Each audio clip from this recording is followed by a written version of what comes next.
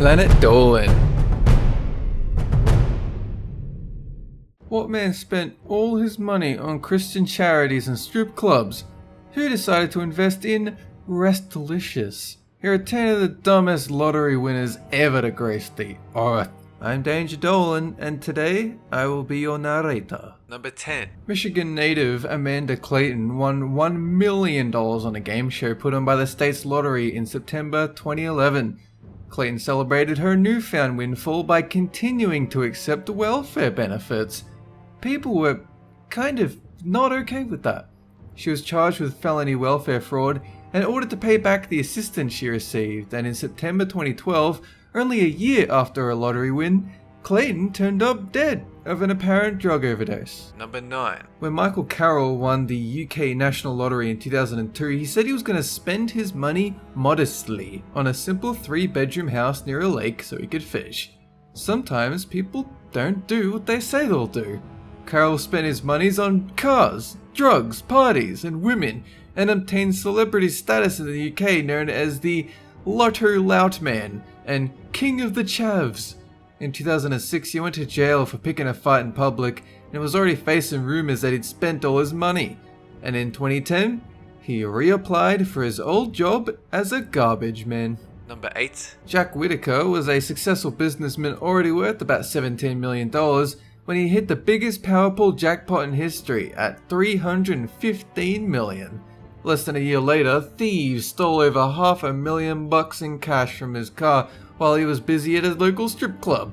When asked why he carried around a suitcase with that much goddamn cash, he simply said, "'Cause I can." Since he won the lottery, Whitaker found himself entangled in a number of lawsuits, including one where he bounced $1.5 million in checks at Caesar's Palace in Atlantic City to cover gambling losses, and another in which he groped some random woman at a dog track. This is likely a good time to mention he also gave 10% of his winnings to a number of Christian charities.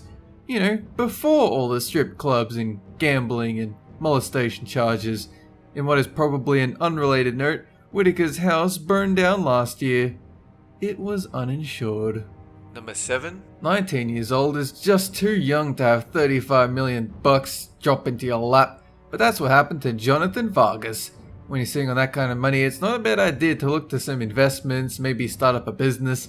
Unless that business is an all-female professional wrestling league called Wrestlicious, and your partner in the business is a guy known as Jimmy, the Mouth of the South Heart, which is the best con man name imaginable. Needless to say, Vargas is broke now. Number 6. E.B. Roncaoli of Ontario, Canada won about $5 million in 1991 and promptly began giving that money to her children, which is just fine. She gave about $800,000 to her 2 sons, one that she had with her husband Joseph and another from a different father. Still, no problems. The trouble came when her husband Joseph discovered that all the money was gone because E.B. had given roughly $2 million to a secret 3rd son, to yet a different father, unbeknown to her other family. After finding out about this, Joseph, who was a doctor, was found guilty of poisoning E.B. to death with painkillers. One report claims he even asked E.B.'s family to help pay for the funeral. God, that's fucking ballsy. Number 5. Suzanne Mullins won $4.2 million in 1993, which she planned to split equally with her husband and daughter. Her share worked out to 20 annual payments of $48,000. By 1998, she was stretched too thin, took out a loan for about $200,000, using her annual payments as collateral. But Virginia lottery rules changed in 2000 to allow lump sum payouts, so Mullins took the rest of what she could get, which dried up the yearly payments, which meant no more loan payments.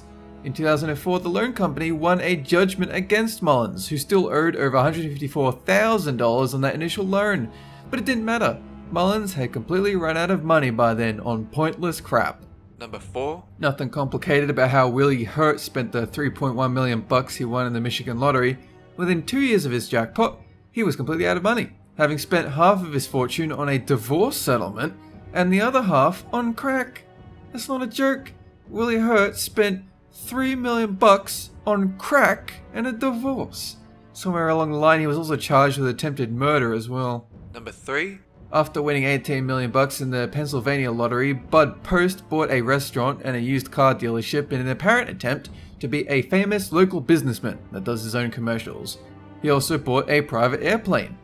No, he did not know how to fly.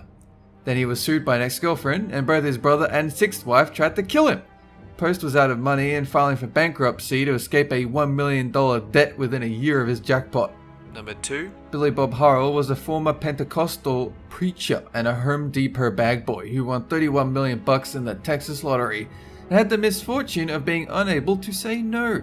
He ended up loaning out money to friends and relatives who came out of the goddamn woodwork to ask for it, and he was broke within 2 years.